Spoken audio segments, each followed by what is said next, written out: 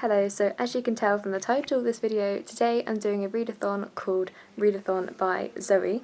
I'm very excited to take part. I've never done a 24-hour readathon before, and today felt like the perfect day to do it. It's been really freezing cold and snowy in England at the moment, so I don't want to go outside and do anything. I just want to stay inside in my bed and read. So the readathon actually started at 12 AM in each country's time zone. I did stay up until 12 AM and did half an hour of reading just to get myself started, but I am the sort of person who really needs my sleep, so I slept through the night and now it's 10 AM and I'm ready to get some more reading done. Let me show you what books I'm planning on reading today.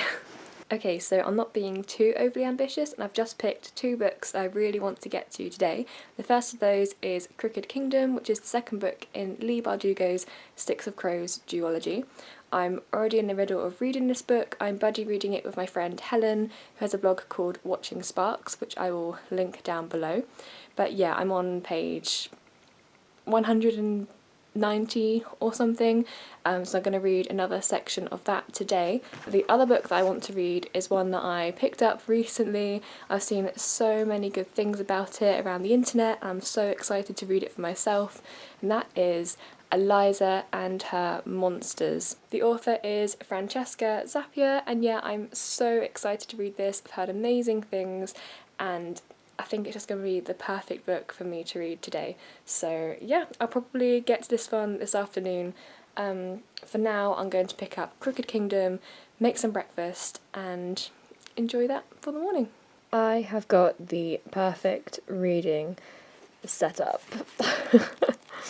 So I finished reading today's section of Crooked Kingdom, and I just part of what I read was really messed up, and another part of what I read was really cute, and I really want to read more, but I'm buddy reading this, and I said I'd only read to chapter 16 today, so I'm going to be a good friend and stop reading here.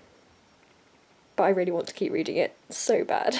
I don't know if I already said this, but I did start reading this book before the readathon. I've been buddy reading it all week, so I just finished at chapter 16, which is page 245, 49 of those pages having read during the readathon. So I'm going to stop there with Crooked Kingdom and pick up Eliza and Her Monsters, and I am really excited to get started on this one. Hi, so I've read the first 40-ish pages of Eliza and Her Monsters, and I really like this book. I have a feeling that I'm going to really love it. I don't have time to give you a proper synopsis now because I'm actually just about to go out. I saw someone on the internet say it had fangirl vibes, and yeah, that's definitely what I'm getting from this. So it's 2:30. I just had a little reading break for an hour. I spoke to one of my friends from back in my hometown who I haven't spoken to in ages, which was really nice. And yet I'm about to go out to a cafe with my housemates Becky and Christy. Going to take my book with me and do some more reading.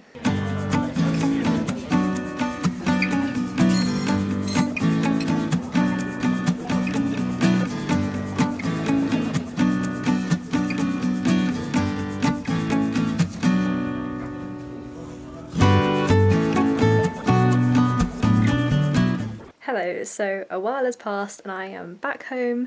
I've had dinner and it's 7 o'clock in the evening. How is it already 7 o'clock in the evening? But I'm doing really well with my reading. I'm really pleased with my progress, and I've read over 200 pages of Eliza and Her Monsters, which means I'm over halfway through. Considering I've still got like 5 hours left of the readathon, I really do think that I'm going to finish it, which will be really great. I can't even remember the last time that I finished a book in a day, so this has been a real treat for me. Let me give you a brief synopsis. The story follows a teenage girl called Eliza who's a senior in high school. She really struggles at school, and she's really introverted and shy and really struggles, but she kind of comes into her own on her online internet life. She is the artist of an online webcomic called... what is it called? Monstrous Sea. She doesn't have any friends at school, but she has a couple really close friends that she knows online, even though they've never met in real life. And in the story, right near the beginning of the book, a new guy starts at school, and that sort of changes everything. I'm really enjoying this, and I actually feel like I finally understand why everyone loves it so much. The book is essentially this brilliant celebration of online culture, of online friends, of fandom and the communities you can find within fandoms. It discusses how people who don't spend much of their time online don't always understand the value of these communities and of these friendships, and how difficult it can be to explain it. And yeah, I'm just really enjoying this. It's such a brilliant story. I have no idea where it's going to go. It's a typical Julia story. It's not particularly plot heavy, and it's mainly about the characters, so it's typically something that I always enjoy, and yes, I am really enjoying it. This is my current reading setup. I'm in bed with some music playing in the background. I know some people can't read and listen to music at the same time, but I like to have some nice gentle music on. I am listening to Passenger. The song playing is If You Go. Let me know if you listen to music whilst you read.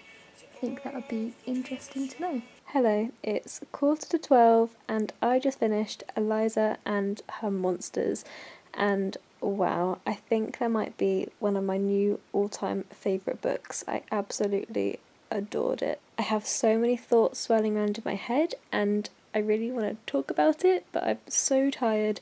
I'm going to save that all for tomorrow and film a little wrap up to finish off this vlog. I will speak to you in the morning. Hello, so it's the next day, the readathon is over, and I'm going to wrap this video up. So I read a total of 434 pages in 24 hours, which for me is a lot. I never really get a chance to sit down and read just all in one go, so I really enjoyed being able to read a whole book in a day. Which brings me on to my next point. I read a whole book. I read Eliza and Her Monsters by Francesca Zappia, and it was amazing. I gave it 5 out of 5 stars. I absolutely loved it. As I said before, it's an amazing celebration of fandom and internet culture, but it's also about balancing reality and your time is spent online, and where you assign value. Are just relationships in the real world more important than those we form online? It's a really interesting discussion that we don't normally get in books, so I really enjoyed that. And it's also about art and creativity, and it's just made me feel really creative in general, which is really nice. I do want to say it could potentially be a very triggering book for some people, so trigger warnings for anxiety, depression, suicide, bullying.